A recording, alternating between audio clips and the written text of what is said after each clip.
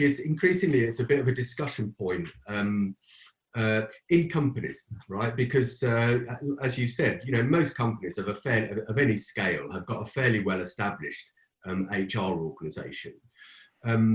Most companies, particularly if they're a listed company now, are very quickly having to take ESG considerations into account at board level, because it's actually a requirement that any board of a listed company now needs to provide sort of governance and oversight of you know, how that company is doing in terms of its environmental and sort of social efforts. And it doesn't currently have a home. Right, so the board has to discuss ESG issues now, but it doesn't have a home. So sometimes it finds its home in HR. Sometimes it finds its home in corporate affairs or corporate communications. And sometimes it finds its home elsewhere. So particularly perhaps if it was an engineering business, which might have a health and safety function you know, within it, and board level representation of the operational function of that engineering business, well, it may be housed within there. But for a services business, say like Essential, I mean, it's not obvious where it should be housed. The ESG agenda should be housed. And actually, I look after both HR and CSR initiatives for the business at Essential. And ESG considerations then are something that I'm sort of giving some thought to. So it's quite an active conversation, and quite a lot of HR people are involved in it. And there are definitely parallels about, you know, how HR evolved as a profession.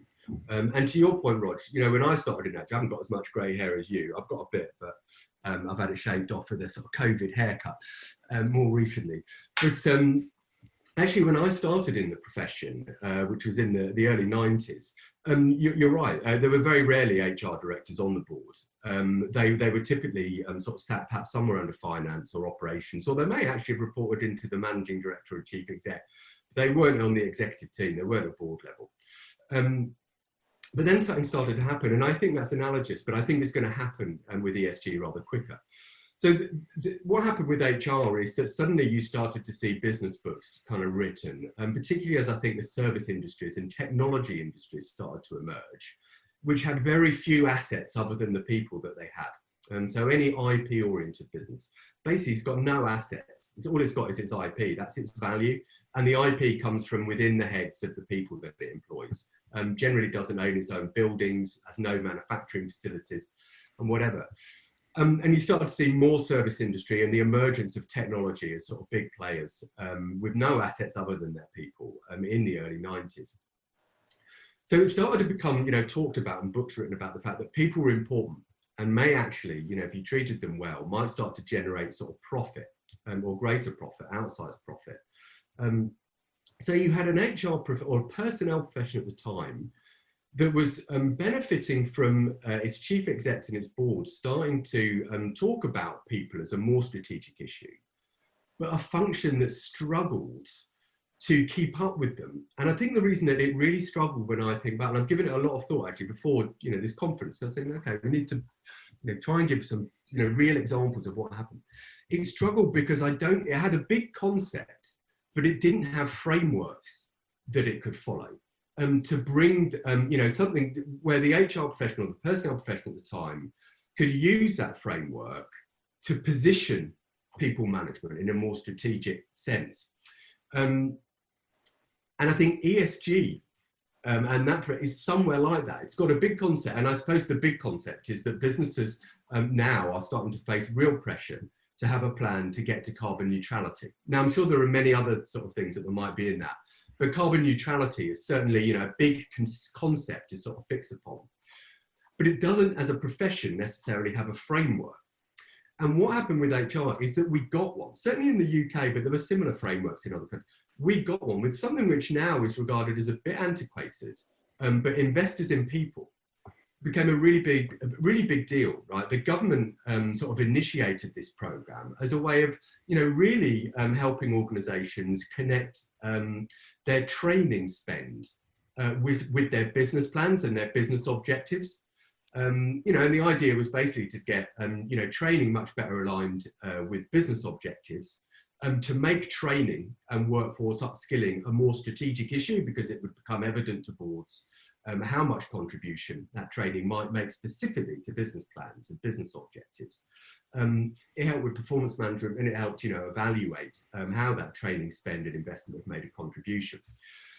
And look, we're talking at a conference about the circular economy, and I wonder whether the circular economy is effectively the framework. So when personnel had invested in people, which gave them something very practical to work with, to sort of work within a business, sort of going, okay, there's a system, a process, a frame that we can work with the executive team to look at our business objectives, look at how training may contribute to that, then work that through some of the systems, and perhaps how training and education may become set, around the objectives for managers, and then how it might be evaluated. Excuse me, I think my cat might have just walked in. No. There was a baby invaded somebody. Just the wind. But I wonder whether the circular economy offers the same thing, because if you break down, the models and the frameworks associated with it, it gives you a much more sort of practical view of thinking, well, so what are the business objectives within the business? What are these stages of the production process for content or physical sort of output? How we might, rather than just waste things in that process, how we might actually sort of build them back into the process. I think it starts to provide a framework to ESG professionals that they can work with in the same way that we as personnel people got something like investors in people to work with. Of course, then, other frameworks started to emerge after that. So you then got, I think, diversity, started to come forward. It started off, as a rather sort of uninteresting sort of legislative requirement to comply with equal opportunities. But from there, you started to see frameworks which actually began to position equality of opportunity, equality of access to jobs, and equality then of contribution from anyone in underrepresented groups to a business objectives. You started to see that come through in the inclusion movement. And now, of course, inclusion is a strategic issue and sort of legislated for at board level, things like, the gender pay gap, reporting and all of that. It means that boards are, properly now engaged in something that was once, more like a compliance thing, has become a really sort of strategic force in terms of how you attract, retain and develop sort of talent that will just help you do business better or help your organization do better. And then you started to see it in the HR profession, in another frame, like engagement frameworks. And you're starting to see that, again, find its way right into the boardroom as they now are compelled to look at employee voice issues. Engagement has gone from something which is, again, it was a bit sort of compliant, something that everyone did about employee satisfaction and no one really took a great deal of notice of it, to work being done about how engagement could actually contribute, or high engagement could contribute very successfully to profit in an organisation, or success to an organisation that may have been not for profit. And the frameworks came forward, and then HR professionals had new frameworks to work with that allowed them to position their work once again at board level and give it relevance at that level. So I think the ESG movement is going to just move faster because it's already a requirement. It's gone from pretty much not something that companies really thought about, even in companies that, were really hot on it. Not sure it was really a board requirement to give it some consideration. Sky was different. Sky, it was always actually considered at board level. But at Getty Images, or essentially when I joined there just 3 years ago, ESG considerations weren't something that the board was compelled to take into consideration, and now they are.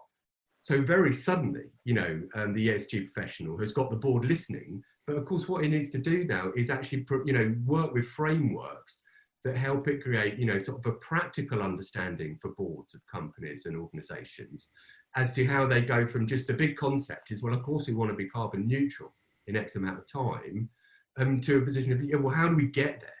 And I think ESG professionals have got, an enormous opportunity that in HR took perhaps 2 decades to come through.